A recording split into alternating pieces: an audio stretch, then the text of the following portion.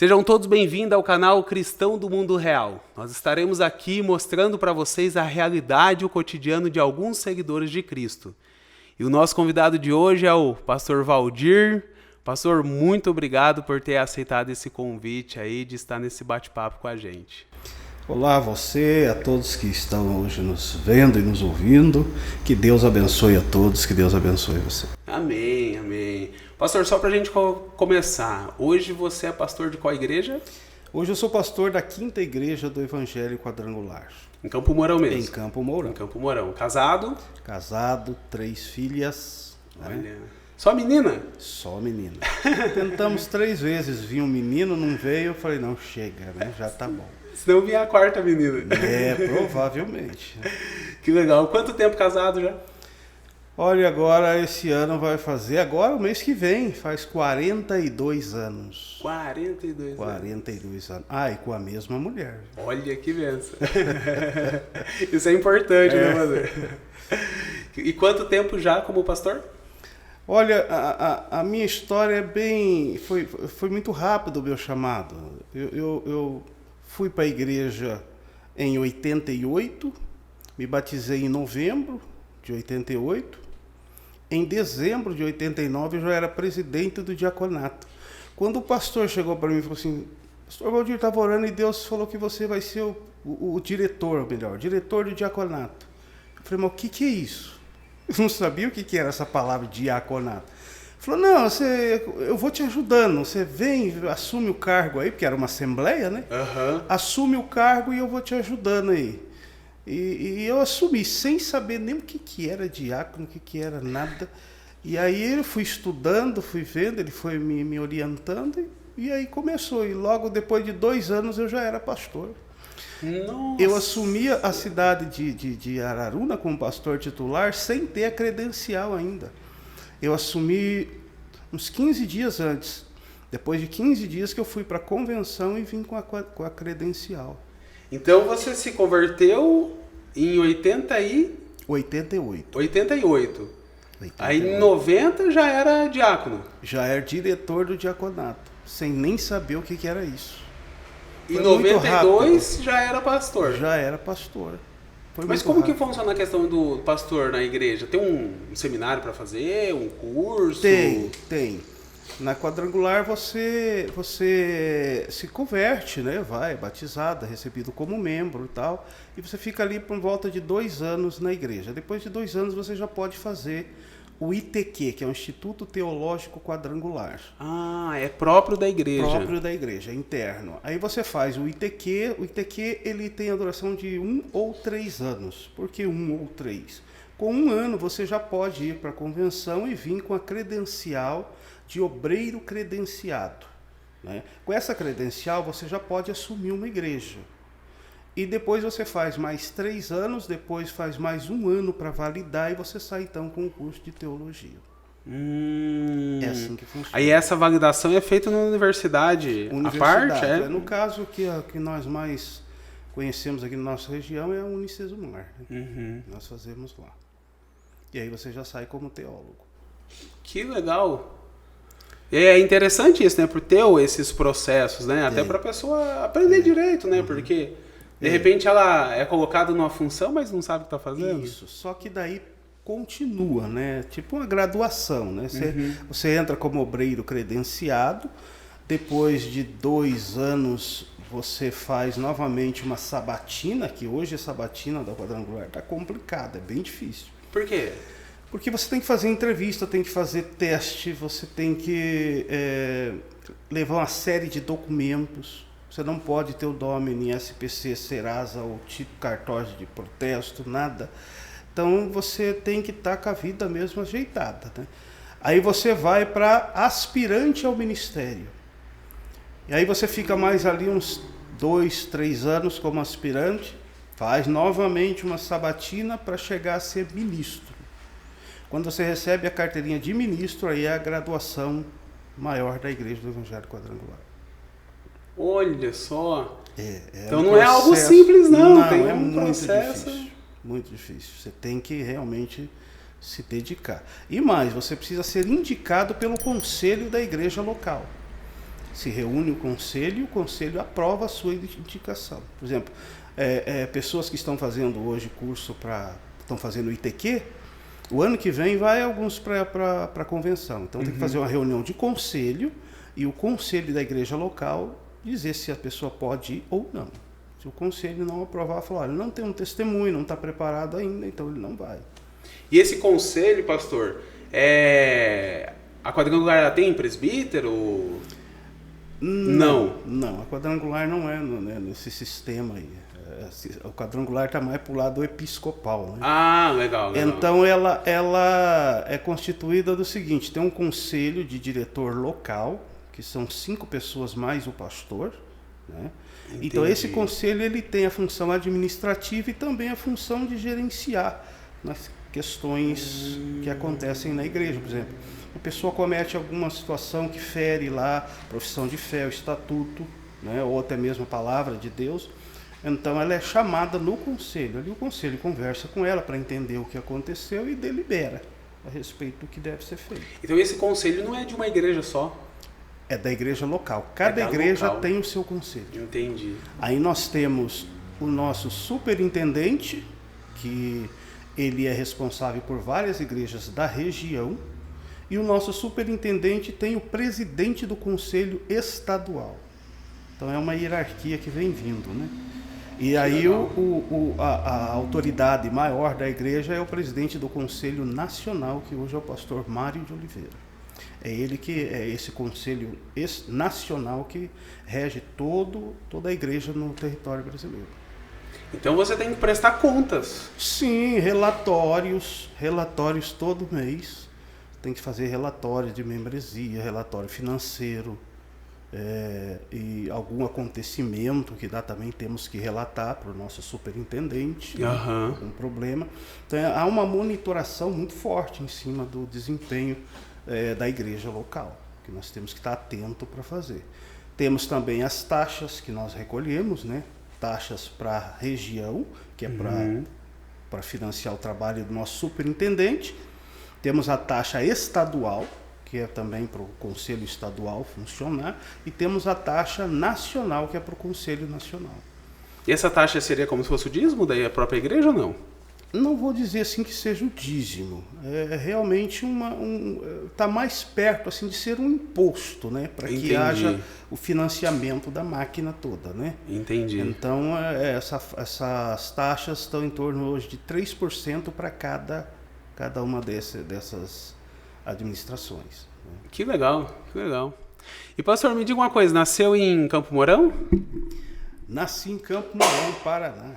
Que legal. Nasci aqui. E hoje eu moro no mesmo terreno que eu nasci.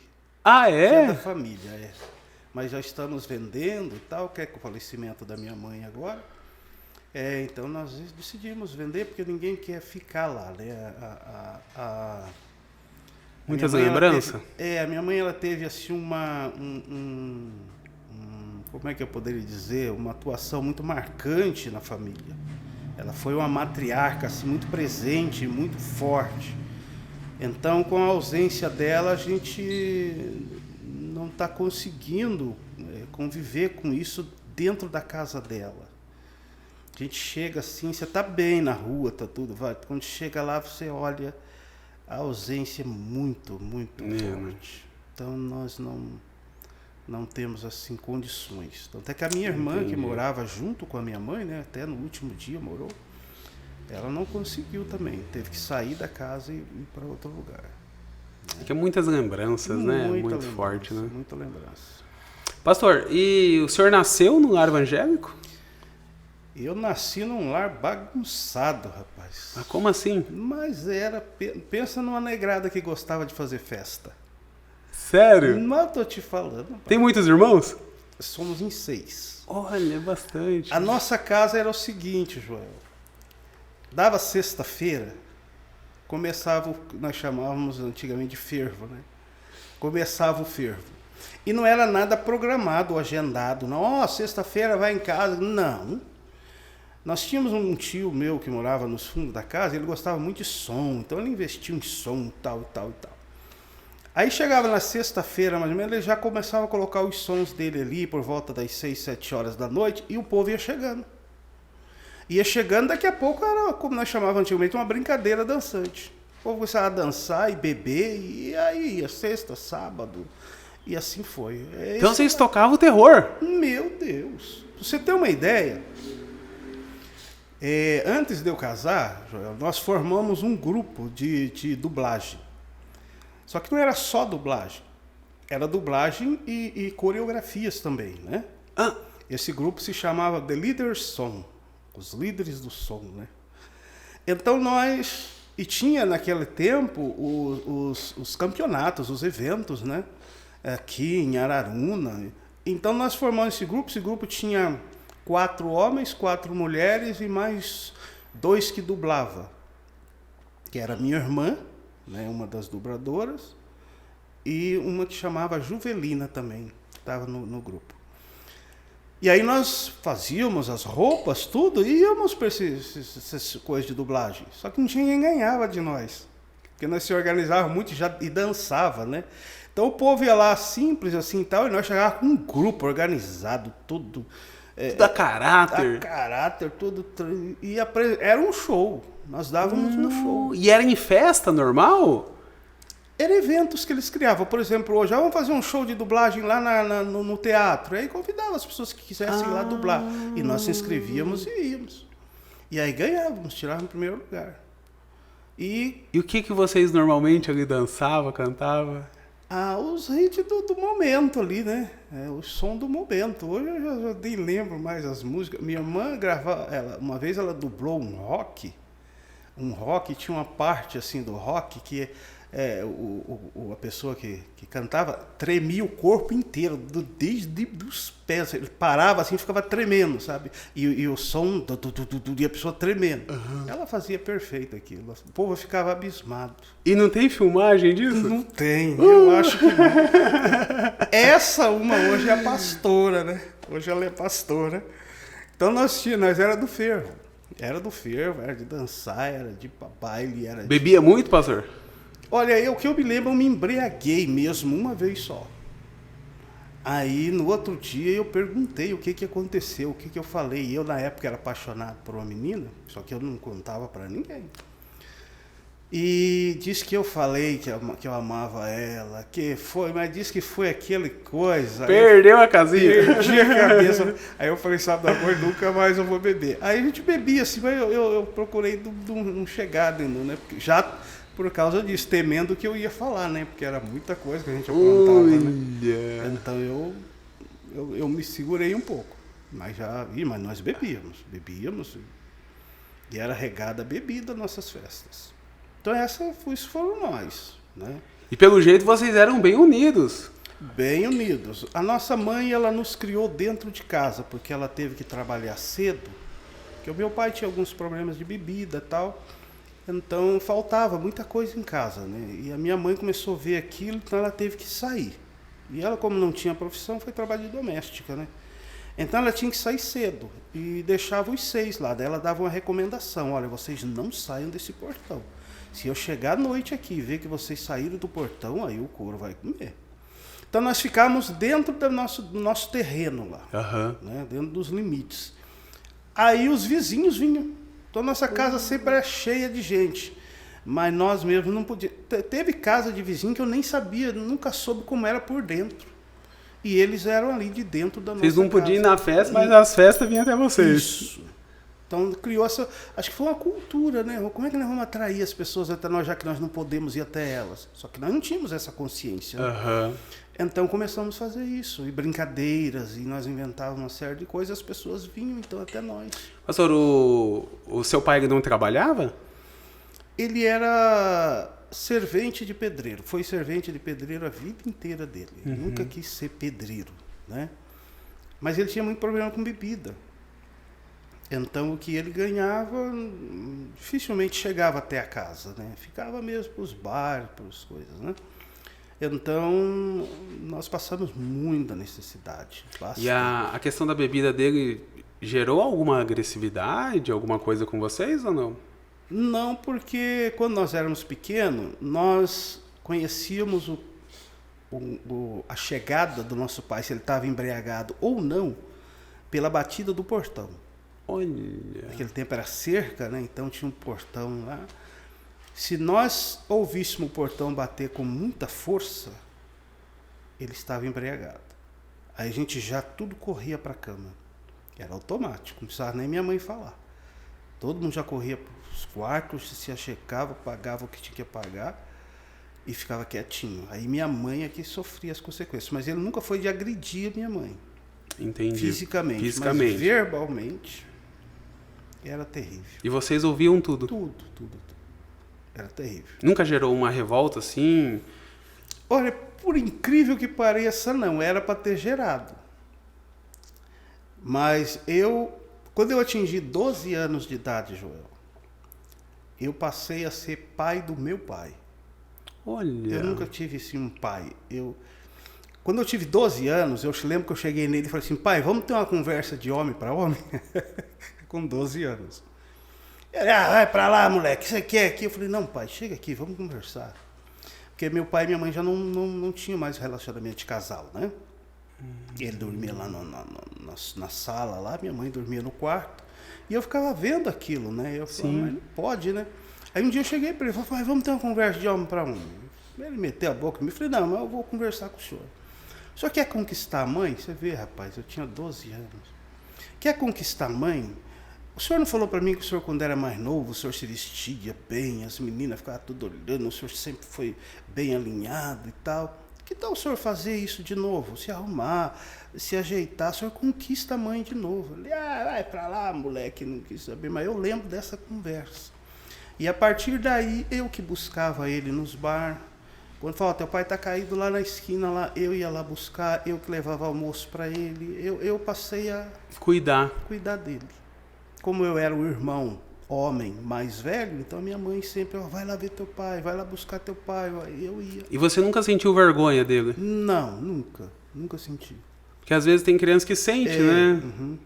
Acaba gerando uma rejeição. Eu não sabia o que era isso, né? Ele era o nosso pai e na nossa mente a gente tinha que cuidar dele, né? Olha. Tinha que cuidar dele. E foi assim.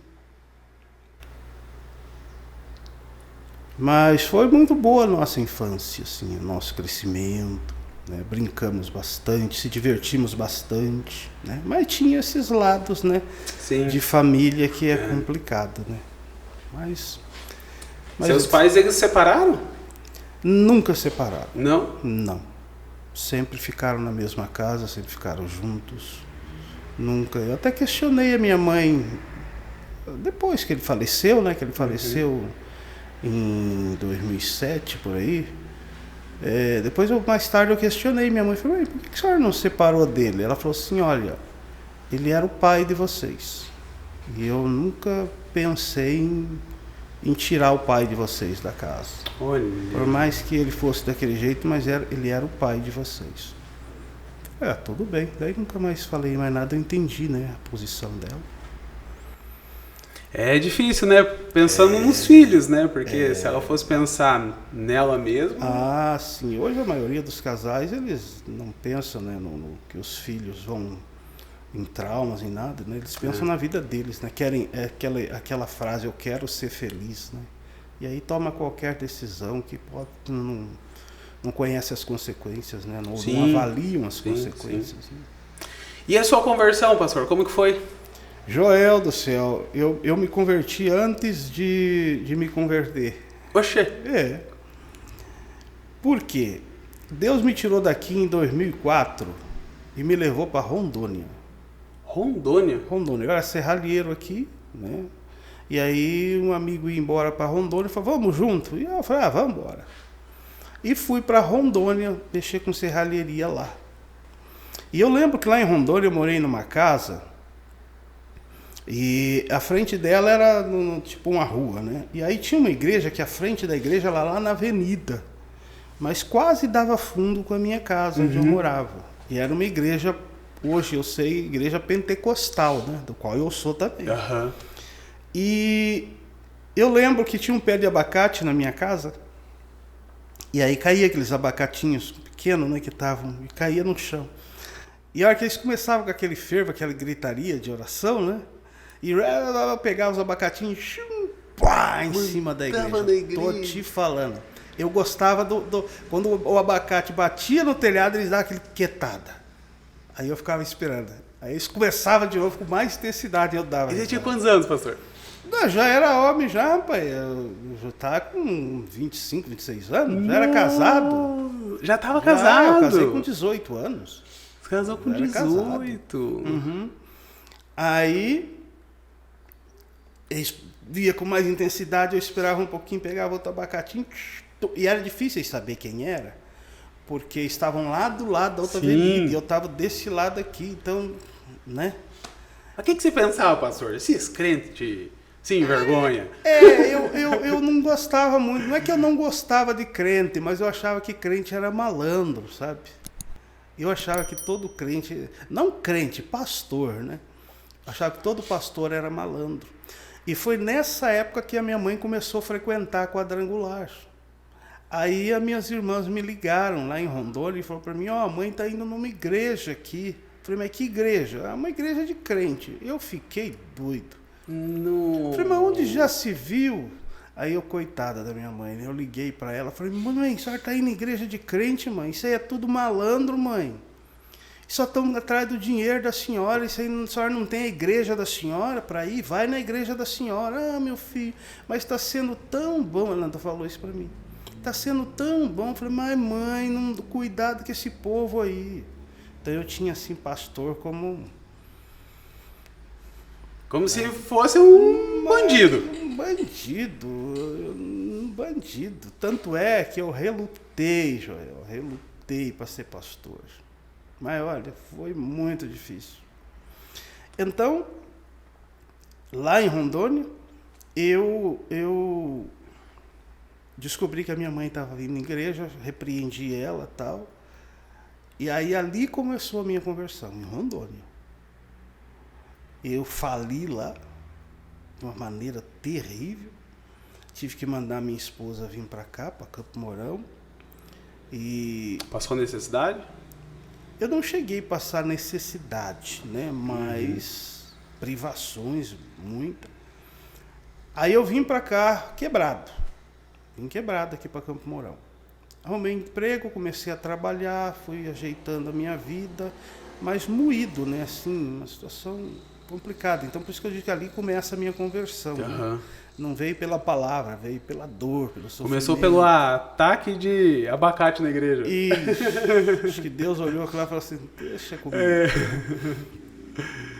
E aí eu cheguei aqui, meus irmãos já eram tudo convertidos, minha mãe, tudo. E aí eles me chamaram para ir num almoço de Natal. Né? Você foi o último dos irmãos a se converter? Acredito que sim. Olha. Foi uma boa pergunta, eu nunca pensei nisso. Mas talvez, mas eu acho que eu fui o último. Aí eu fui num almoço de Natal na casa da minha mãe. Já passei no bar, já comprei uma tantada de cerveja, né? E já levei e tal. E eles estavam naquele dia jejuando. Não. Pensa na revolta que eu fiquei, Joel. Falava, tem uma cervejinha na geladeira lá, tá? E, não, tudo bem. Né? Jejuando. Aí eu não entendi aquilo, porque eu nem sabia que esse negócio de jejum. Sim. Eu sabia que existia isso, né? Mas eu nunca tinha convivido com isso ou com alguém que... E também na época você achava absurdo. Eu achei um absurdo. Falei, mas hoje é festa. Só que eu não sabia que eles estavam jejuando. Eles só recusavam. E não me explicavam aquilo, né? Cheguei em casa revoltado, falei para minha esposa, nunca mais eu vou na casa daquele povo lá. E não entendi o que aconteceu e tal. E a sua esposa? A minha esposa, ela sempre foi tranquila nessa questão. Ela nunca foi assim de reprimir ou de... Né? Tanto é que ela começou aí nessa quadrangular também, na época, fazer uma corrente de oração em meu favor. Olha... para que eu pudesse, porque a minha mãe dizia assim, acho que eu fui o último mesmo a se converter, porque a minha mãe falava assim, o Valdir vai ser difícil, aquele lá é difícil. Eu não entendia muito de Bíblia, Joel, mas eu tinha muitos argumentos, Então, quando um crente vinha falar alguma coisa de Bíblia para mim, eu rebatia com os meus argumentos. E eu não sei porquê, eu sempre vencia. Acho que eu nunca tinha pego um crente realmente bom, né? Então eu ia com meus argumentos e rebatia, ele falava, eu rebati e acabava. E você acha que na época você vencia ou você achava que você vencia? Eu achava que eu vencia porque o crente meio que se calava, meio que, mas na verdade não. Todas aquelas palavras que ele falava acabava entrando, porque a palavra de Deus é viva. A palavra de Deus, mesmo que ela seja lançada, se ela encontrar um coração, ela puf. Mas daí eu comecei, eu senti falta da minha família, Joel. Eu tinha no meu coração abandonado eles por causa daquilo lá. Sim, até porque você saiu de Campo Mourão numa festa, numa bagunça, numa alegria, né? Que pra você era alegria naquele momento.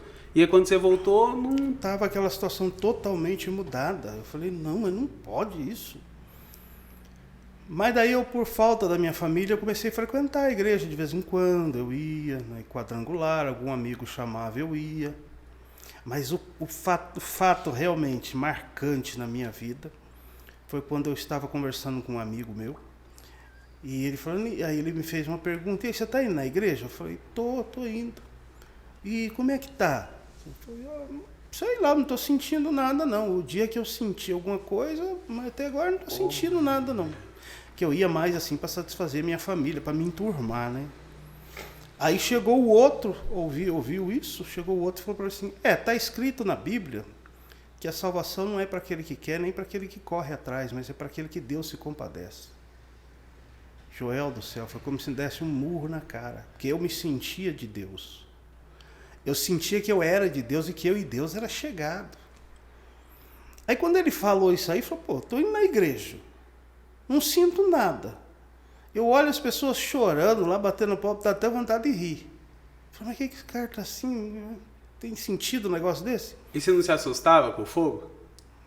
Eu achava tudo esquisito, né? Eu falava, mas que esse povo são doidos, pra que isso, né? Porque a gente falando em línguas. Deus o livre, a gente vinha de uma tradição onde o silêncio era muito valorizado.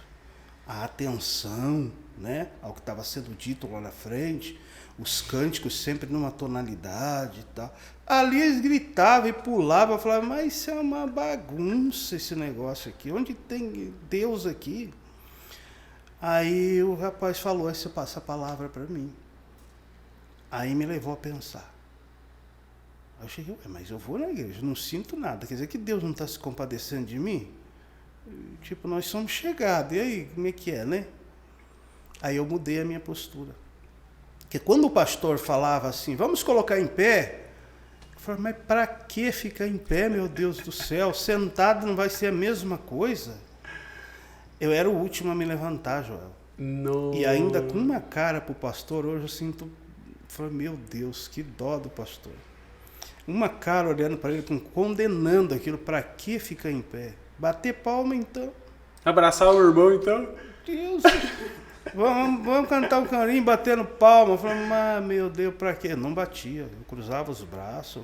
Tipo assim, eu tô aqui, já é o bastante. A sua esposa, então, se converteu antes que você? Não. Não? Não, ela fez corrente para mim. Entendi. E esqueceu dela. Porque nós fumávamos, bebíamos, assim... Você fumava também? Meu Deus do céu. Um dos pontos que me levou a retardar, né, a minha conversão foi o cigarro. Você não queria parar? Não é que eu não queria parar, eu até queria, mas eu não conseguia me ver sem o cigarro. O cigarro, ele era uma parte fundamental na minha vida. Você chegou alguma vez a sair do culto para ir fumar e voltar? Não, eu não. Isso nunca aconteceu? Não, eu tinha um certo domínio sobre isso. Mas eu não conseguia me ver sem o cigarro. Eu falava assim, tá, tudo bem, eu vou para a igreja crente, lá eu tenho que parar de fumar. E como é que vai ser a minha vida? Minha bebida, minha cerveja. Como é que eu vou fazer sem o meu cigarrinho? Eu jogava truco, sinuca. Sinuca não era muito bom não, mas o truco, Joel do céu, o cara me ganhar no truco tinha que ser bom, hein? Pra você ter uma ideia, tinha um bar em frente à empresa que nós trabalhava.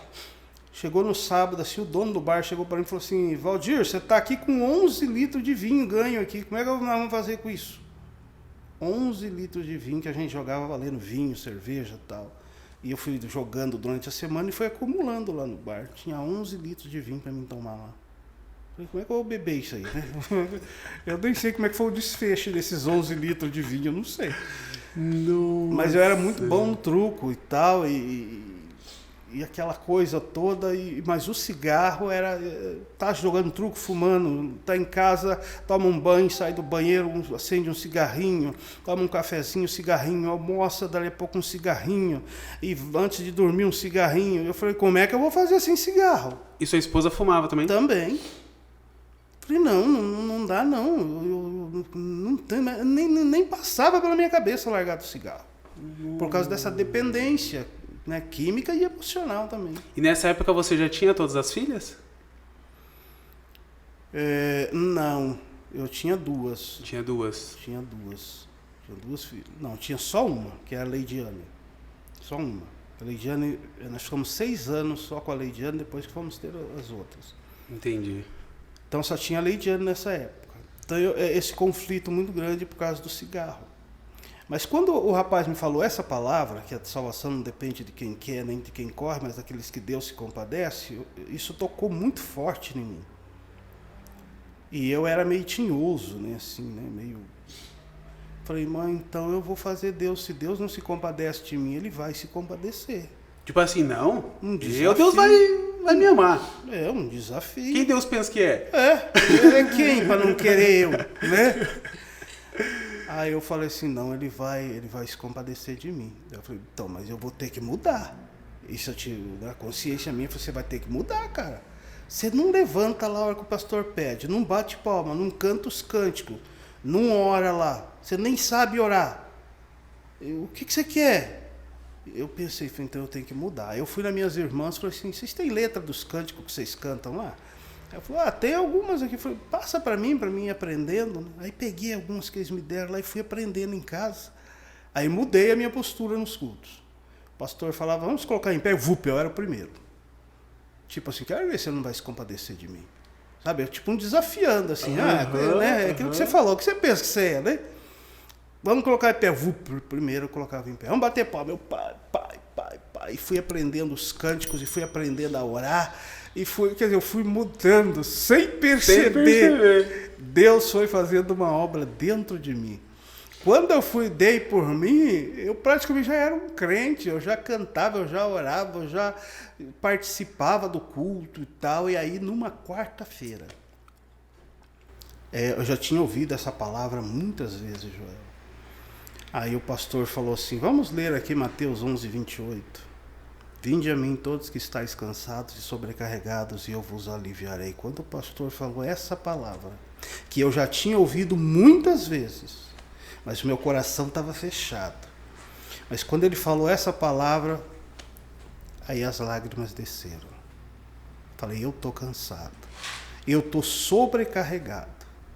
Eu não estou aguentando mais. E depois, quando ele terminou a pregação, que ele fez o apelo, quem quer entregar a sua vida para Jesus, vem aqui na frente. Eu fui o primeiro a levantar. Olha. Toda aquela convenção que me regia a respeito de religião e tudo, todos aqueles conceitos, aquilo lá caiu tudo por terra. E eu falei, Deus, eu preciso nascer de novo. Eu preciso aprender. Nesse dia você fumava ainda? Fumava, porque até então eu não tinha nenhum. Sim. Né? E quanto tempo mais ou menos, pastor, que demorou da sua primeira ida à igreja para a verdadeira conversão? Você lembra mais ou menos? Foi meio rápido. Eu cheguei aqui mais ou menos no mês de março, por aí. E aí eu já, depois de uns 2 meses, eu comecei a ir na igreja. Uhum. Então, tipo uns 90 dias, assim, eu indo na igreja. Foi rápido. Mas o dia que eu entreguei a minha vida para Jesus, eu tomei uma decisão. Bom, agora eu tenho que parar de fumar. Tenho que parar com tudo, né? Mas aí, ainda acho que eu não tinha me convertido. Eu tinha sentido alguma coisa. Eu estava num processo. Por quê? Porque chegou uma bela sexta-feira, já tinha marcado o dia do meu batismo. eu não consigo precisar exatamente quanto tempo antes do meu batismo, mas pouco tempo também, coisa assim de 15, 20 dias antes do meu batismo. Eu cheguei no boteco. Já frequentava igreja, já Cheguei no boteco, tinha 2 rapazes jogando sinuca lá. E eu cheguei e falei, vamos jogar aí de parceiro aí. Ele falou, não, nós estamos terminando. Eles estavam batendo no 8, né?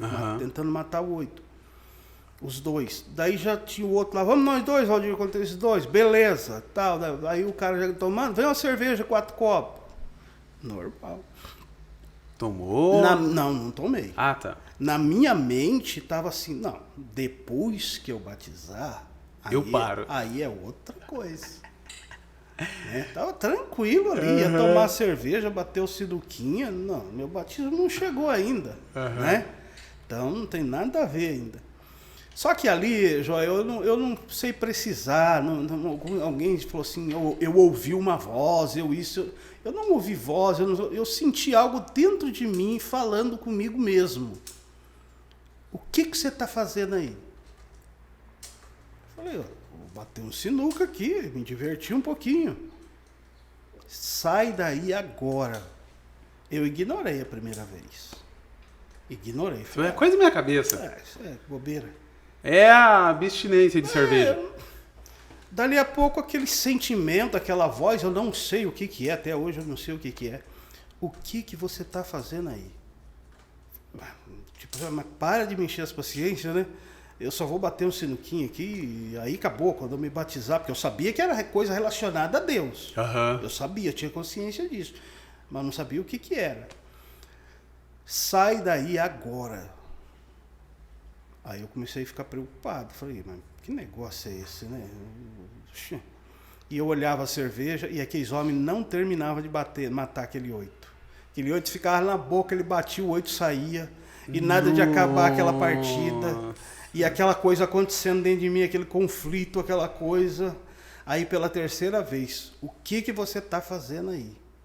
Aí eu olhei assim e falei, meu Deus, eu vou ter que sair daqui. Falei, mas agora o que eu vou explicar para os caras? O que eu vou falar para eles? Tem que ir embora, vocês já estão tudo certo. Sai daí agora. E eu fiquei naquele conflito assim, depois falei para eles assim, gente, eu tenho que ir embora. Não, Valdir, já está quase nada de matar esse 8, acho que Deus segurou aquele 8. Não, Valdir, já estamos matando aqui e tal. E eu só escutava aquelas batidas, plá do 8, aquela coisa, aquela confusão na minha cabeça. E eu falei, eu tenho que sair desse bar. E aquele tempo eu tinha bicicleta, né? Eu falei, não, eu tenho que ir embora. Ele falou, mas o que houve? O que aconteceu? Eu falei, não, um dia eu explico isso para vocês. Mas hoje eu não tenho condições de explicar, porque nem eu estava entendendo o que estava acontecendo ali comigo. Nossa! Montei na minha bicicleta, Joel. Ali foi a minha conversão, dentro do boteco. Foi ali que eu me converti. Porque ali eu tive consciência de quem eu era e onde eu podia estar. Ou o que eu podia fazer onde eu estivesse. Eu posso hoje estar dentro de um boteco, né? Posso entrar lá num boteco com meus amigos, mas o que eu vou fazer lá dentro, né? Esse é o ponto. E eu falei, meu Deus, e agora? Como é que vai ser minha vida? Mesma coisa do cigarro, né? Como é que vai ser minha vida e tal? Aí eu chorei de novo. Foram umas 2 vezes que eu chorei desse sentido, assim, de se envolver com a igreja. Aí as lágrimas desceram, eu fui para casa chorando. Que eu falei, nunca mais eu vou poder fazer isso da maneira que eu fazia. O seu medo era não poder fazer o que porque você aquilo lá fazia fez, parte né? da minha vida, né? Fazia parte da minha diversão, da minha alegria. E eu ainda não conhecia Jesus, eu não sabia que podia ter alegria em Cristo. Sim. Eu não sabia que o Espírito Santo pode levar a gente a sentir prazer em Deus. Eu não tinha consciência disso. Então eu só via as minhas alegrias naquilo. Eu jogava, eu bebia, eu fumava, né?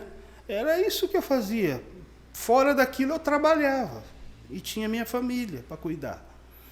Então eu falei, e agora o que vai ser da minha vida?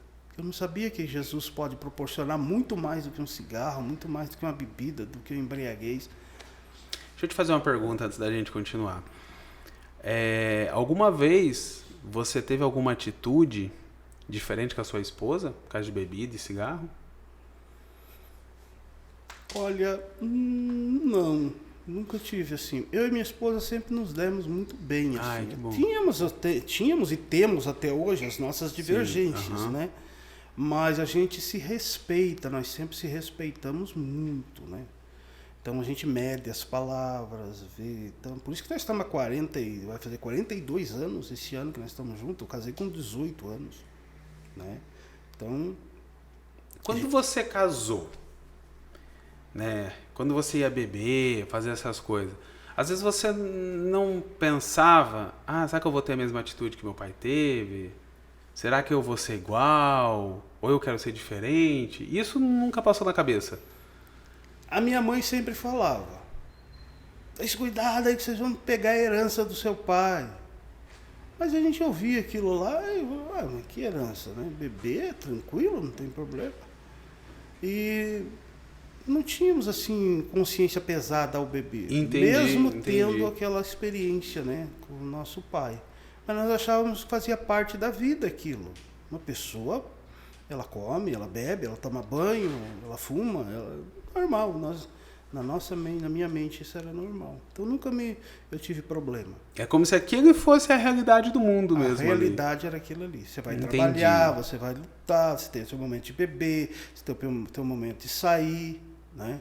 Você tem o seu momento... Então fazia parte da vida aquilo ali, né? Entendi. Aí queriam enfiar um negócio de crente em mim, que eu falava: não, isso aí não vai fazer parte da minha vida não, porque eu não gosto, não. Gosto de estar indo em igreja só e ficar lá com Bíblia na mão e... Não, isso aí eu não quero não. Perdi o cigarrinho, assim, lembrei, agora minha sinuca. Não, tira esse negócio de crente, porque eu era resistente ao extremo, muito forte. E aí, pastor, você saiu do bar, foi pra casa. Fui para casa. Você conversou com a esposa sobre isso? Foi orar? Não conversei com a minha esposa sobre esse evento. Isso aí ficou só para mim. Mais tarde, bem mais tarde, eu testemunhei isso na igreja. Aí ela estava lá, ela ouviu, mas eu nunca conversei isso com ela. Porque eu também não entendi o que era aquilo, né? Depois que eu fui entender, que daí eu tive como falar. Entendi. Sobre aquele evento lá. Porque para mim aquilo lá foi um troço estranho, né? Um troço esquisito. Mas a partir daquele momento, Joel, eu falei assim: não, chega. Aí rompi com cigarro, rompi com bebida, né? Que até hoje eu nunca mais coloquei bebida de álcool na minha boca. Por causa desse propósito que eu fiz e por causa daquele momento que aconteceu ali. E aí chegou o dia do meu batismo, me batizei, e aí a minha esposa...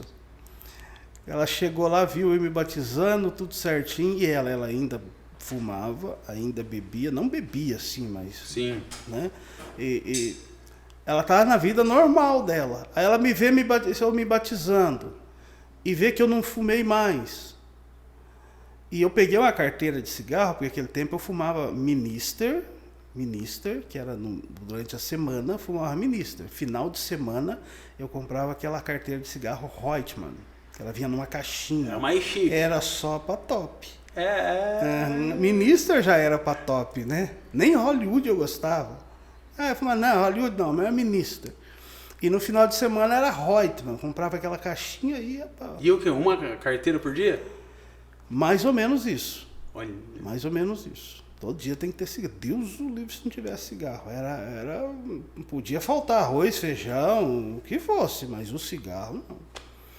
Brigava com Deus se faltasse, mas pra parar, eu não deixava, sabia de Deus. Eu não deixava. Eu administrava a minha vida assim para não faltar o cigarro. Então não tinha como faltar. Aí eu comprei uma carteira de Minister, coloquei em cima da geladeira. Tum. E ali ficou. Isso depois do batismo? Antes? Depois que eu tomei a decisão. Tá. Depois que eu tomei a decisão. Do boteco. Falei: eu vou botar uma carteira de cigarro e vou deixar ela lá. Mas aquele evento do bar mexeu tanto comigo, rapaz, que me deu uma força, sabe? Eu sempre fui... Tem uma coisa que acho que até hoje eu ainda não me converti nesse ponto. Eu acho que tem alguns pontos da vida da gente que Deus vai tratando, né? Vai, até ao longo do tempo. E tem esse que eu ainda sinto que eu sou vulnerável. É a questão da ameaça. Se alguém chegar para mim: se você não fizer isso, eu vou... Pronto. Acabou, Valdir. Eu sou muito, assim, pacífico, né? Mas se me ameaçar, aí vai ter que cumprir a promessa, a ameaça. E isso ainda está meio... Mas aquela ameaça é uma ameaça ou tipo um desafio? Ah, Valdir, eu duvido que você consegue fazer tal coisa. Não é desafio, é ameaça. É ameaça mesmo. É ameaça. Ah, entendi. É, tipo assim, vamos supor, eu cometi algum erro, fiz alguma coisa lá errada, a pessoa chega assim, ó, se você não fizer isso assim, eu vou contar pro fulano. Eu já junto ela na mão e nós vamos lá, nós dois. Só, olha, tem um negócio para te contar, o que é que você tem para contar? Eu nunca admiti ser chantageado, ameaçado. É nesse sentido. E eu sinto que eu sou meio vulnerável, assim, ainda nessa questão, né? E as pessoas falar de mim, assim, eu já vou na hora, o que foi, o que aconteceu, o que eu fiz, se eu sou culpado, eu vou assumir, se eu não sou, o que está acontecendo, eu sou de tirar, eu não gosto de... Você gosta de informação. Isso, nesse ponto aí eu ainda sou meio Deus tem que me quebrar um pouquinho mais ainda, nessa questão. Deixa eu fazer uma pergunta, pastor. Em relação às pessoas, você acredita muito mais em você do que nas pessoas? Ah, eu vou pregar. Eu vou lá, vou estudar, vou ler, vou entender aquilo. E aí você acredita que aquilo que você faz, que você estuda, de repente você se sente mais capacitado que alguém ou não? Não. Eu até tenho um certo complexo de inferioridade. Tenho. Porque eu poderia ser muito melhor do que eu sou, mas por essa timidez, eu sou bem tímido. Hoje nem tanto, mas já cheguei a ser bastante tímido. Então eu tenho dificuldade de acreditar em mim. Muita dificuldade. No seu potencial, no né? No meu potencial. E isso é que às vezes me limita a alcançar algumas metas, alguns ideais, por causa dessa situação. Porque nós, quando éramos pequenos, ali na vila nós éramos os únicos negros que tinha ali. Então, nós tínhamos que superar bastante para poder criar um convívio, né? E esse esforço, essa coisa assim, foi... Cansando a gente, né? Entendi. Então, você falar... Então, eu não me sinto de maneira nenhuma assim, o poderoso. Não, pelo contrário, eu tenho que me esforçar muito para fazer. Né? Qualquer coisa que eu vou fazer, eu tenho que me esforçar bastante, talvez mais do que a média das pessoas, né? Talvez por causa dessa situação, o racismo, né? Você sofremos muito com isso. Recebeu bastante? Até hoje, às vezes eu vou sair, fazer minhas caminhadas e eu tô caminhando aqui, né, na rua. Aí tá vindo uma moça de lá. Eu percebo, a gente daí fica olhando, né? Vou olhar o que vai acontecer. Hoje eu levo na esportiva. A hora que ela vê eu indo e ela atravessa a rua e segue pro outro lado. Sério, pastor? Acontece isso ainda hoje. Isso que a gente tá numa cidade bem... Pois é, aí eu dou risada, falo, negão tem que ter meu negão mesmo. Aí eu brinco comigo, viu? Negão tem que ter meus negão mesmo. Negão não é brincadeira não. E tá, aí eu vou dando risada, mas acontece. Acontece bastante isso. Como pastor, você já recebeu algum preconceito ou não? Assim, cara a cara, não. Mas a gente percebe que existe também. Né? A gente percebe. Porque as pessoas falam assim, não, hoje não existe preconceito. Mas é quem não está sendo alvo do preconceito, quem não é alvo de um preconceito, não tem como perceber isso. Né? Não tem como perceber. Você olha, as atitudes das pessoas são normais. Mas quem é alvo, você começa a perceber. As atitudes, as palavras, Sim. o jeito. Você percebe, qualquer... Né? Mas se você não é vítima, você fala, é tudo normal, né? Mas não é normal, ainda existe, e bastante. E é isso mesmo que o pastor comentou, é só quem está vivendo que percebe. Exato, só quem está vivendo. Esses dias falaram, quando eu soube dessa questão da inclusão, né? Crianças com necessidades e tal, com alguma síndrome e tal, da inclusão, eu falei assim, ótimo, isso é uma coisa maravilhosa. Mas será que os pais vão aguentar isso? A criança, tudo bem. Criança não tem problema, mas e os pais? Aí esses dias nós estávamos lá na BB Fizemos uma confraternização lá com a igreja. E aí desceu alguns adolescentes, assim, faixa de 12, entre 9 e 12 anos e tal, estavam lá brincando. E veio um menino que ele tinha uma síndrome, né? E ele começou ali no meio e tal, e uma menina falou assim, olha lá o jeito dele, sorriu e tal, e tal, e tal. E a mãe viu. Nossa, ela perdeu a estribeira. Ela ficou nervosa, brava. As crianças nem perceberam. Sim, sim. Eles estavam tudo brincando ali. Eles perceberam a diferença no menino, riram ali, falaram algumas coisas, mas já se envolveram com o menino, tá tudo bem. Mas a mãe não suportou. Aí fez uma reunião com o pessoal lá, falou, quero conversar, quem que é essa criança? Ah, tá da igreja, eu quero conversar com esse pastor. Quero ver como que ele está tratando esse assunto e tal. Aí o pessoal veio lá da BB conversar comigo, né, pastor? Ele quer fazer uma reunião, conversar com o senhor sobre isso. Eu falei, não, estamos abertos, podemos conversar. Né? Minha filha tem 2 pós-graduação sobre esse assunto. A outra trabalha no CEMEI também, tem a graduação sobre isso. Inclusive aqui mexe com os adolescentes lá, tem a pós-graduação. Falei, pode chamar ela, que nós vamos pegar uma equipe aqui da igreja, nós vamos conversar com ela. Até hoje não vieram conversar comigo. Então, às vezes, a questão do preconceito, você tem que entender. Né? Você tem que entender que entre crianças, por exemplo, não existe essa questão. Não tem. Criança, ela se aceita. A minha mãe sempre contou uma história para nós, não sei se é verdade ou mito, mas ela contou que havia 2 vizinhos, né? Vizinhavam e tal, e as crianças lá fora brincando, e brigaram as 2 crianças. Aí o pai de uma foi lá tirar satisfação com o pai da outra. E aí se estranharam lá e foram para vias de fato, um acabou matando o outro. Por causa da briga das crianças. Aí à noite no velório, que ele velava na casa, né? O caixão assim e as 2 crianças brincando em volta do caixão. Então você vê. E criança é inocente, né? E eles não têm. Né?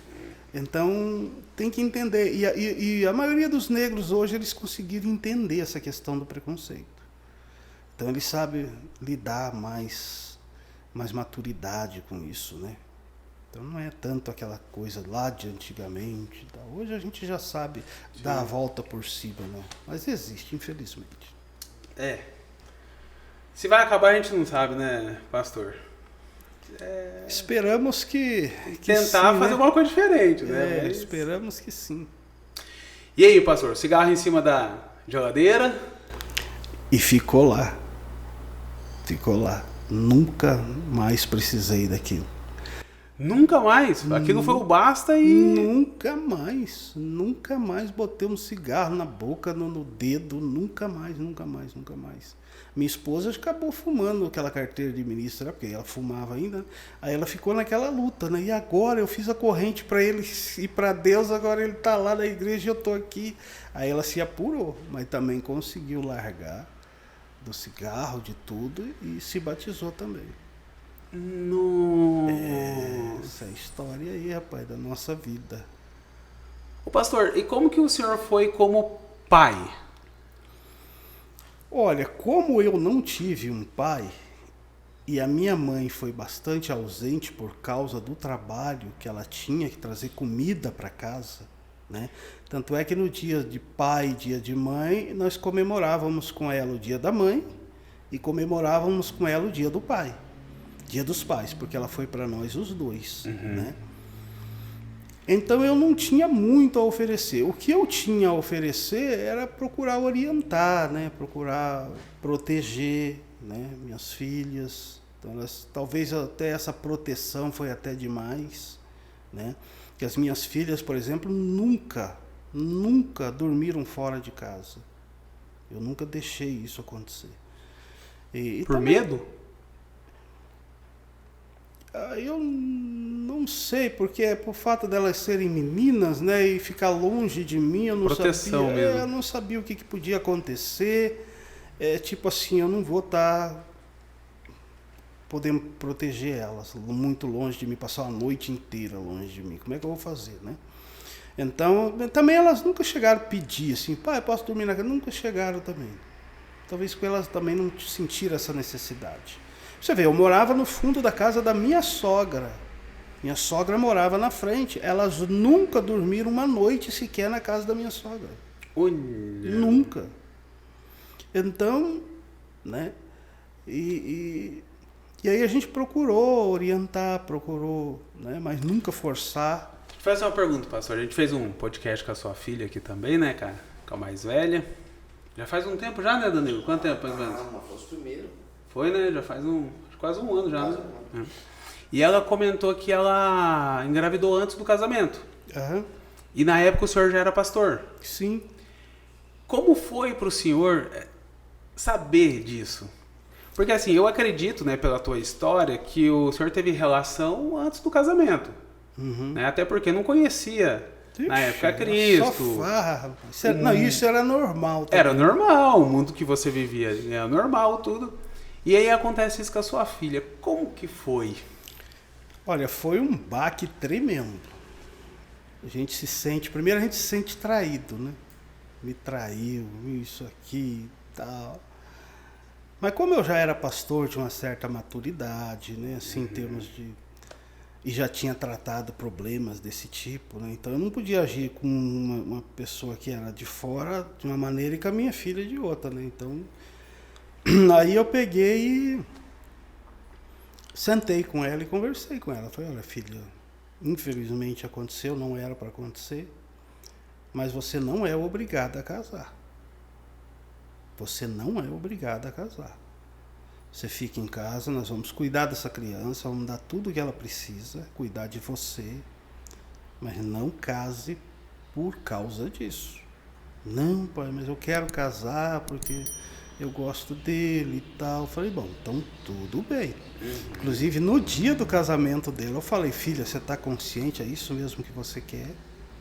Porque casamento não tem volta. Você casou, você está casado, né? E tal. Aí, não, pai, é isso. Falei, então vamos pro casamento. Aí fui e ela casou. Passado um ano, chegaram os dois na minha casa. Chegaram lá e tal, falei, pai, nós temos que conversar com o senhor. Falei, beleza, pode conversar. Nós estivemos conversando em casa e chegamos à conclusão que nós vamos se separar. Falei, é? Uhum. Falei, vocês chegaram a essa coisa? Não dá mais. Antes ela já tinha dado um tapa na cara do marido, tá uma confusão.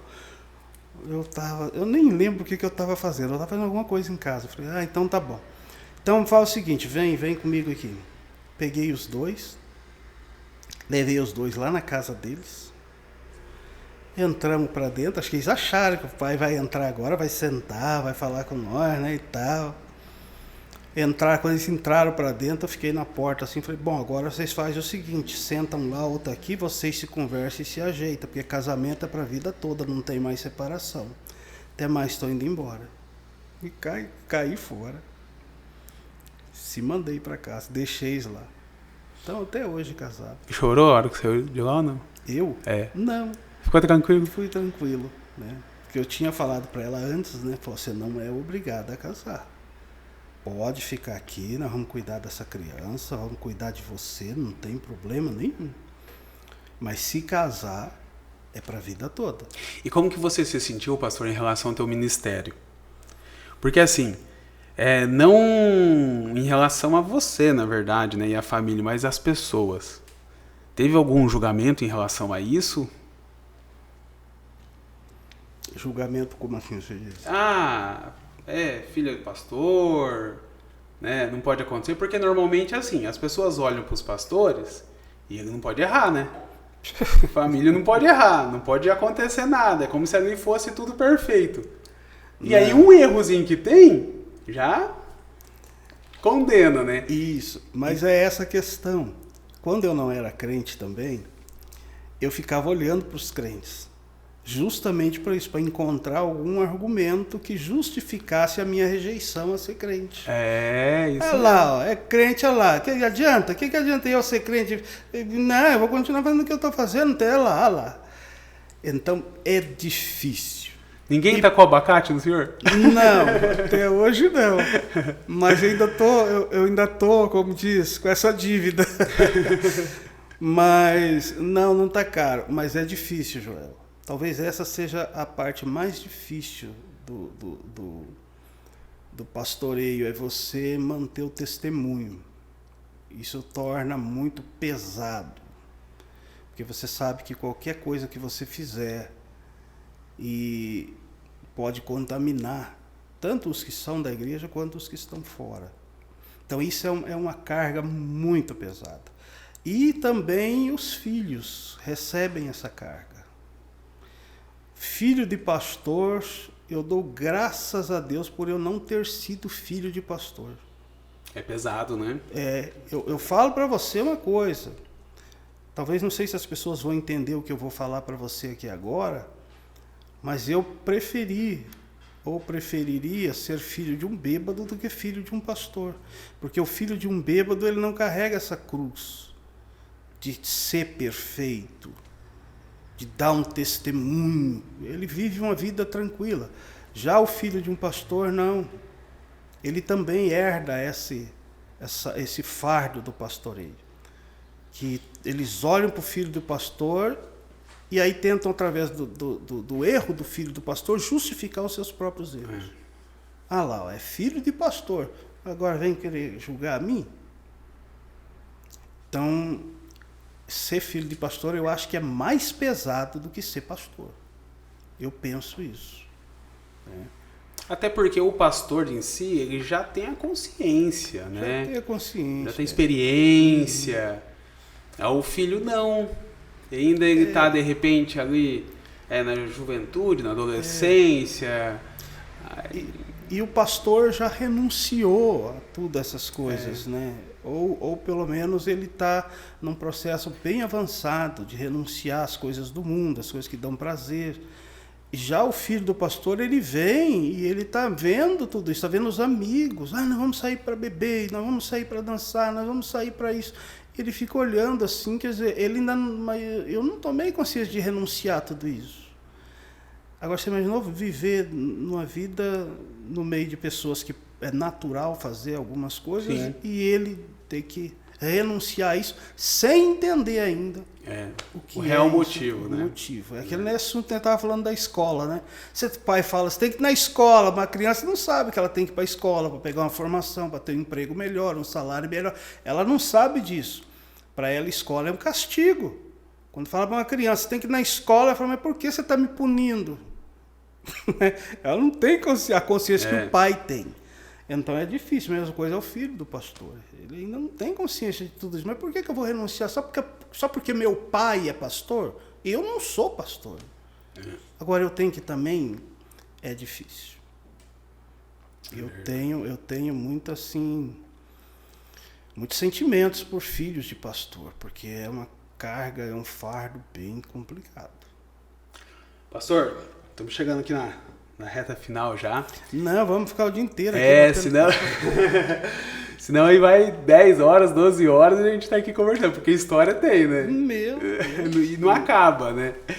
Deixa eu te perguntar, como você foi o último dos irmãos, né, que aceitou a Cristo, eu acho que a maioria do pessoal aqui não conhece um pouco a história da sua família. Todos hoje são pastores? Não. Um não é pastor. Dos 7, que não é. Dos 6, que não é. Um não é. Os outros todos são pastores e pastoras. Esse que não é, hoje ele está enfrentando... e é claro, não é pelo fato dele não ser pastor. Sim. Né? Ele está enfrentando um problema sério hoje. Né? Nós estamos orando, estamos tratando com ele e tal. Mas é um problema bem complicado que ele está passando hoje. E até que esses dias até apareceu no Face que nosso irmão havia desaparecido. Aí todo mundo preocupado, mandando mensagem para nós, mas o que aconteceu, o que houve? Mas eles não sabiam que já há algum tempo isso vem acontecendo. Eles simplesmente saem de casa e somem. Fica 2, 3 meses fora, andando na rua, dormindo na rua. E aí a gente encontra ele, mas rapaz, o que aconteceu? Ele fala, normal, sair, andar. Normal. Se perde. Meu Deus. Então toda família tem as suas lutas, né? Tem as suas complicações. Nós temos as nossas lutas, dificuldades pessoais, familiar. Então não é pelo fato de você ser pastor, ter uma família toda de pastor que vive um mar de rosa, é tudo perfeito. Não é. Nós temos as nossas dificuldades que temos que lutar todos os dias como qualquer pessoa. E também temos os problemas, né, que surgem e nós temos que lidar com isso com maturidade. Mas uma das vantagens que eu vejo, não em ser pastor, mas uma das vantagens de você ter conhecimento da palavra de Deus é essa, que quando você está numa situação, você tem a mentoria da palavra de Deus. Sim. A direção, né? A direção, você vai ali na palavra, ela te dá um norte. Aí você tem como caminhar, né? Todo mundo tem as suas batalhas, né? Suas dores, suas vitórias. Mas a gente sabe que ou na batalha ou na vitória, sem Cristo, é diferente, né? É diferente. Muito diferente. Ontem mesmo ainda estava conversando com um amigo e relembrando o passado, né? O que a gente já viveu. Aí ele comentou e eu comentei também. Foi isso que hoje eu não deixo de forma alguma de viver com Cristo, de ter minha família, para voltar a viver o que vivia antes. Né? Porque a alegria é diferente, né, pastor? Não é momentânea, né? O grande problema, Joel, que eu vejo hoje, e que sempre existiu na minha análise, é que o pecado ele é muito prazeroso. Sim. É muito gostoso. Então, uma pessoa que está vivendo no pecado, ela está sentindo prazer naquilo, mesmo que aquilo cause dano a ela, mesmo que traga consequência, mas gera o prazer. Aí quando você vem falar de Jesus para a pessoa, ela já mede, né? já pensa. Mas tá, se eu for para Jesus, os crentes não podem isso, não podem aquilo, aí ela, como é que eu vou viver? Não vou ter prazer. Sem, Então essa é a grande barreira.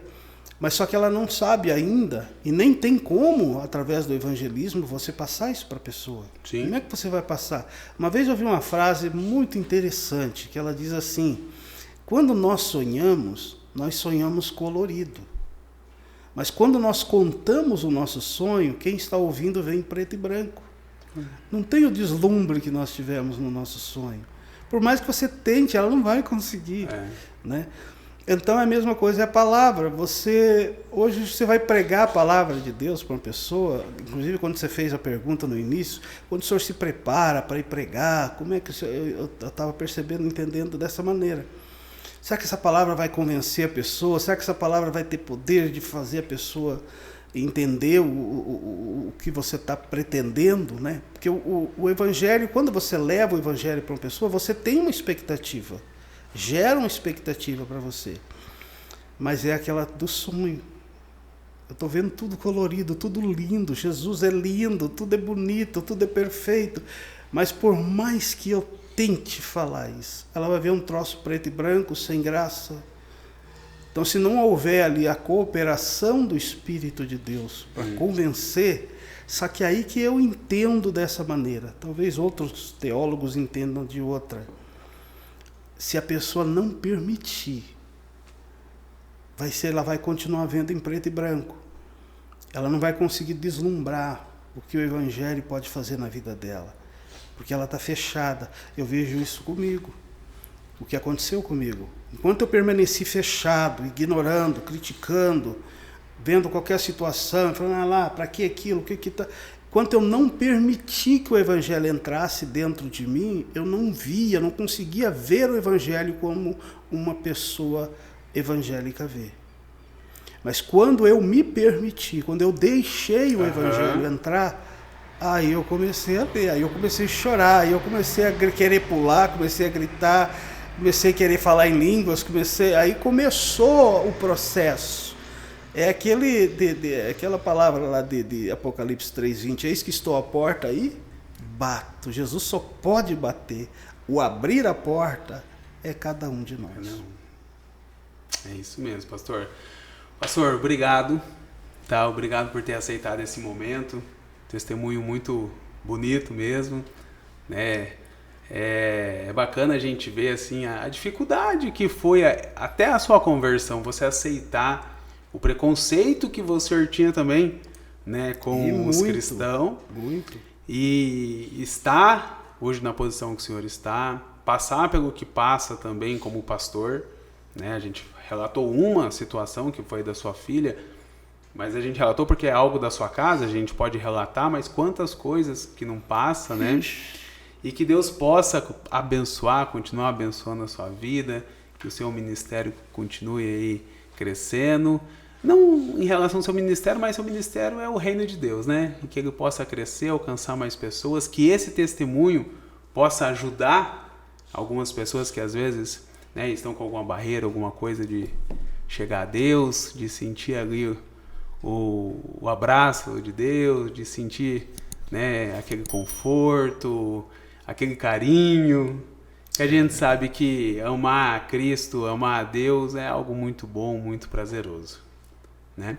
Pastor, estamos encerrando, muito obrigado. Se o senhor quiser deixar uma mensagem para o pessoal que assistiu a gente aí, a gente fica muito feliz. Primeiramente, agradecer a você, agradecer ao Danilo, né, e a todos que estão tendo essa oportunidade de estar participando desse projeto, né, que o Joel tem feito. Que Deus abençoe a todos vocês, abençoe você também. E vamos continuar. Amém. É o que a palavra de Deus diz, todo o nosso trabalho não é vão no Senhor. Deus, Ele olha tudo e todos nós teremos a nossa recompensa, né, de tudo aquilo que fizermos. Então, Deus abençoe pelo seu projeto, que Deus abençoe que mais vidas sejam alcançadas através dele, e Deus dê a você força, condições, né, para que você avance esse projeto ainda mais. Em nome de Jesus. Pessoal, abraço.